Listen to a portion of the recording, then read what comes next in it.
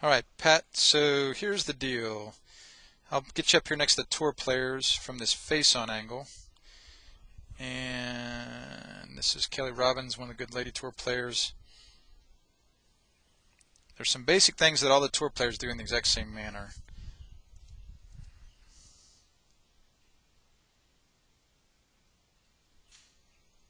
That's not too bad, eh? Ugh, my head's moving so much, and I'm coming up. No, not too much, because watch this. Watch this. So you're correct. Your head's moving, and you are coming up, but watch this on the tour players. Their head moves a little bit to the right, Well, yeah, that's the power. as does yours. So that's very similar to the tour players. But look at my arms. Yeah, that arm is definitely different. Here, this one will make you feel even worse. One way that some golf people like myself will measure a backswing is to not measure where the club goes, but instead measure where the upper left arm is. So that's how far her backswing is. See, it's gone that far back. Where if right here, see, that's where her upper arm is. If we measure your upper arm, it's over here. Ooh, yeah. But that's I can't normal. turn my shoulders.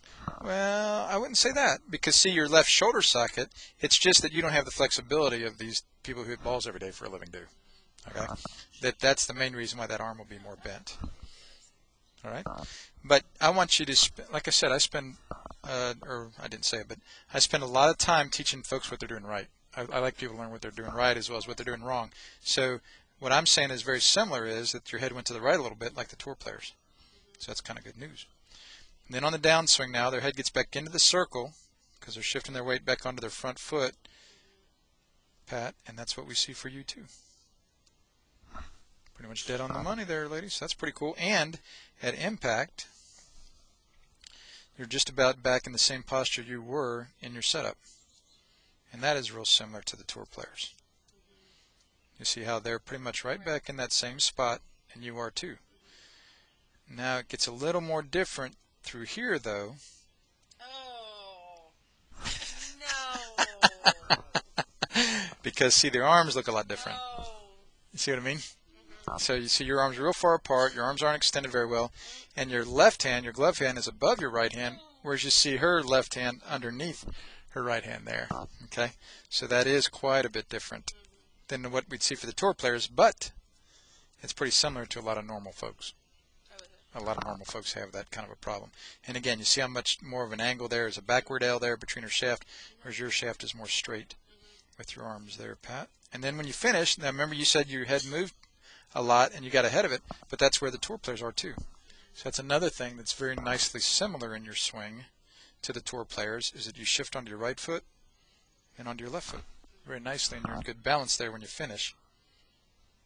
Right there. See, so that's like the tour players in that sense. So I'm saying from this angle, there's some good similarities as you're seeing, but the thing that's most different that I would say, if you really want to work on it, would be the most helpful would be to get those arms extended better. Right. Okay. So now let's look at it from this other angle, from the down the line angle, and I would show you that even though you hit this one better,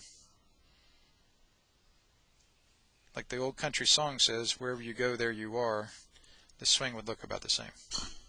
Even though the ball flight was better on that one. Well, Okay. that's just because right there, my head's still in the circle. Yeah. My Yeah. hands release a little bit. Not too much. No, they're about the same. Well, then who knows what. Well, it's just a subtle little difference in timing. You just timed it that little bit better and got a little more in the sweet spot, and the ball went a little better. Okay. And then from down the line, let's look at it from down the line.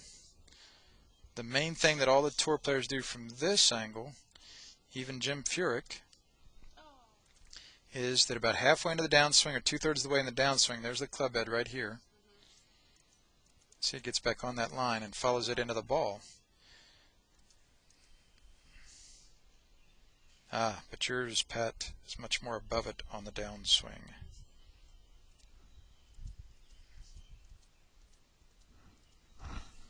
So that's bad news. But again, I would tell you that that is very common for normal folks. Like here, Ernie Els with a driver in his hand. That club head, like we're seeing here, right about there, is going to get on that line and follow it into the ball. Whereas you see yours is much more above it on that downswing, Pat. up there. And then after impact, see, you're kind of on the line with the club head, whereas the tour players will be above it after impact with the club head. And it goes through the top of their left shoulder, parallel to that plane line in their follow through. But see, we see a lot of your left arm before we see the shaft, because remember those arms are scrunched up like this. So from the face-on angle, Pat, when we're like this, we're going to see that left arm over there, whereas the tour players are more extended. And so from that down the line angle now, you won't see their arm like you see for Ernie Els there. Okay? And this is the same, yeah, on both swings, I'm sure. So you're above that line, and that left arm shows up. So one of the best things that I've done over the years for my students is to help y'all understand. Now, you would have to read this, but I'll just tell you. You can read the big letters, I bet. Yeah, my glasses are right here, by the way. So the can you see that? Yeah. Remember him? Dragnet, just the fact. Yeah. So it's kind of neat here with the facts, that the facts are about the same on the video, but it's a fact that on the ball flights, the second one was better. So that's one of the nice things I've done for my students for a lot of years, is just help you keep gathering facts from the video, but not only the video, also your feel and perception, and also the ball flight, and also Joel's education, experience, and expertise, being an old guy. And then, so we don't get overly critical of ourselves or down on ourselves if it looks terrible in the video. Say, well, the ball went great. I say, yeah, it went great. But also, quite often, in the long run, though, if you want to get better in the long run, then you probably need to start making it look better on the video. Oh, no, you don't have to explain that part to me. That's Yeah. how I grew up. Yeah. So. But it doesn't, how the ball goes doesn't matter. Yeah. It's if you're doing it correctly. So we'll stop it there. Any questions right there?